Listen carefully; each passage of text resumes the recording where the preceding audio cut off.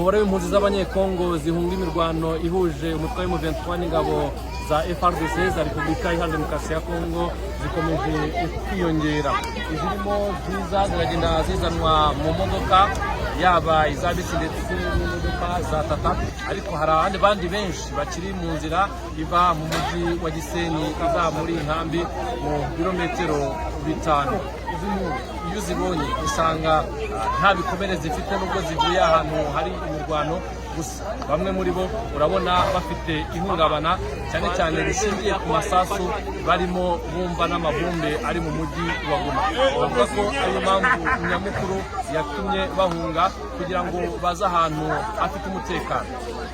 Tunatokea Goma, kule ni hatari kabisa. Mabombe ziko zinaangukia watu ovyo ovyo mu manyumba, watu wanakufa na wengine wanalumia. Basi ndio tunaona hakuna ya kufa, ndio tunakuya huko.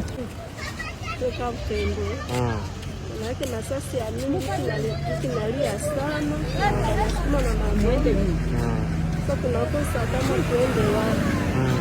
Tukimbilia hapa Birere nao tukegua tukaishi tukiwaka kwa hili sana. Ndio tumeona vile Izi mpunzi z'abanyekongo zikomeje guhungira imirwano zakirwa muri inkambi y'agateganyo ya Rugerero, ni nako imirimo yo kwitunganya iyo ikomeje. Ubu harimo harubakwa tente ziri butanyurwemo serivisi z'ubuzima n'izindi serivisi nkenerwa zizi mpunzi, ariko kandi ni nako ibikoresho nabyo birimo bizanwa ahangaha, birimo ibiryamirwa, matela zahageze, imikeka nayo irimo irazanwa, ibikoresho by'isuku nabyo byaje. Inzego zitandukanye zirimo na Minisiteri y'ibikorwa by'ubutabazi ndetse n'abafatanyabikorwa bakorana, bose bari hano barimo barakurikirana akantu kandi kugira ngo izi mpunzi zikomeze kwakirwa neza. Izi mpunzi zije zisanga izindi 272 zaraye muri iyi nkambi, aho nazo zatugaragarije ko zakiriwe neza. Nami nitoka Birere pale Goma. No, tulikimbia tuko bamingi paske tulikuwa mkavuyo mimi kwenye tulifika pale chini kwa baba pokelea wengine na sisi tukaingia mule, wakitu magari wakituleta hapa mkambi, wakitupokea tupata majina mabisku ile ilikuwa anatanda me para après bisku tulikula bia tukana sasa maibu siku tunakunywa bui, tunangoja tuone kama tutapata na ya mchana me hakuna problem kabisa. Bo mimi ni chance ni mkaji mwenye mimi natoka Goma, mimi nakimbia nilikimbilia Rwanda.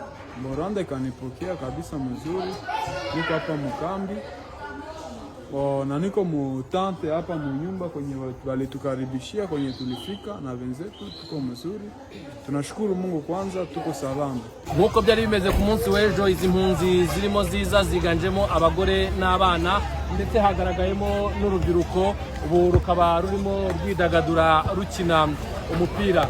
Abaje bahunga n'ubundi baje bitwaje ibikoresho by'ibanze birimo imyenda yo kwambara ndetse n'ibikoresho byabafasha kunoza isuku.